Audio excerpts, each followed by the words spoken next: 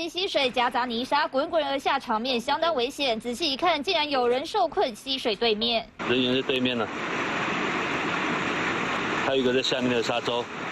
好像准备小队要派人攻击石油过去了哈。这也是新竹太钢野溪温泉，民众趁着连假相约野溪泡汤，但受到台风外围环流影响，山区一夜间降下可观雨势，溪水暴涨，来不及离开。同样受困的还有他们。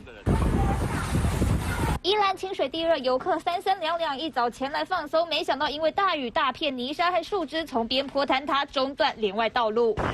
骑机车上来哦，那你上来的时候应该还没有发生吧？我上来的时候已经有发生一小部分。那因为今天有发生塌方的事件，那相关人员已经有在做处理了。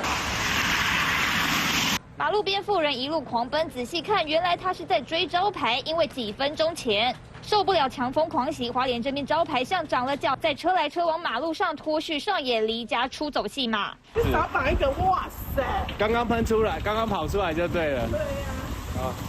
吓死！老板娘好不容易抓到招牌，这才松了一口气。镜头再往南。 随着风雨增大，民众担心苏花封路提前北上，花莲崇德管制站车流量明显增多。南横公路交通顺畅，游客不多，不过就怕发生危险，警方也加强宣导，提早下山。